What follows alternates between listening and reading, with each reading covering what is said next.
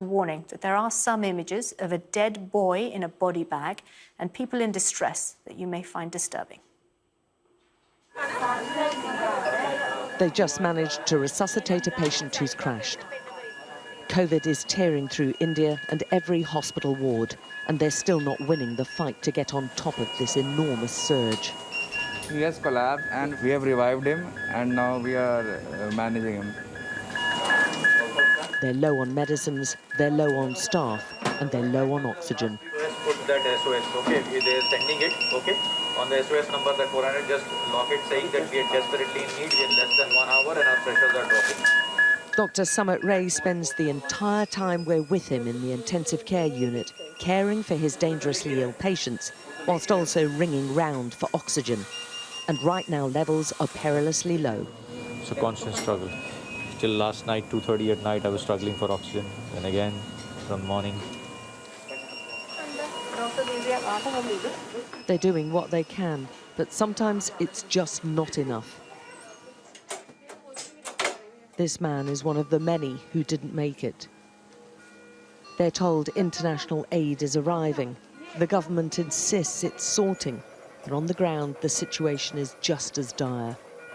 The problem for this hospital and so many others in the capital and across India is that this crisis does not seem to be abating just yet. In fact, if anything, it's getting worse because the health workers, the doctors and nurses are getting more and more ground down and still scrambling from hour to hour to try to get oxygen for their patients. It is not about being let down. It is a collapse. You know, we do not have time to feel sorry for somebody else. We are losing patients here. And it is not a hidden factor. It is there. Everybody knows it. The government knows it. The administration knows it. Everybody knows it. The ICU is so crowded, the doctors and nurses barely have room to move between beds. The only way to get into this unit is if a patient dies. Outside the hospital, there are vehicles banked up in front of the emergency department, with people inside struggling to breathe, waiting to get a bed, to get help. Many are in a terribly weak state by the time they get here, and have often travelled around several hospitals before one will accept them. In the emergency room itself, every space is taken. They're pushed up in corners and receiving treatment seated in the waiting area. Nishant rushed his father in here the day before, and now their friends are busy scouring Delhi to buy oxygen. Hospital might run out any time. They don't have any basic support of oxygen. They might run out in a few hours, and there are patients holding here.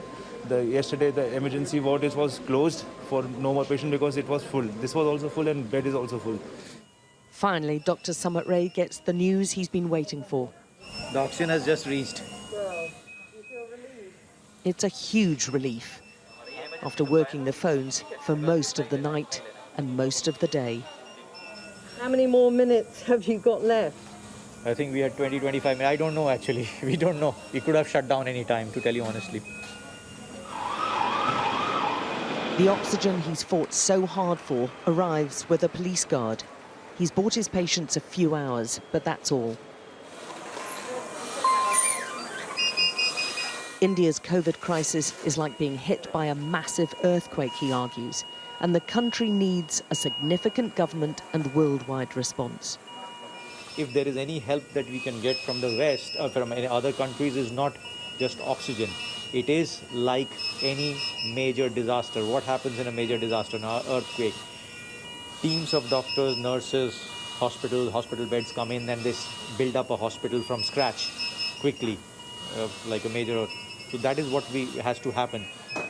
There are some signs the virus may be levelling off in Delhi, but with hospitals so overwhelmed still, the capital and India are not out of the coronavirus catastrophe yet. Alex Crawford, Sky News, Delhi.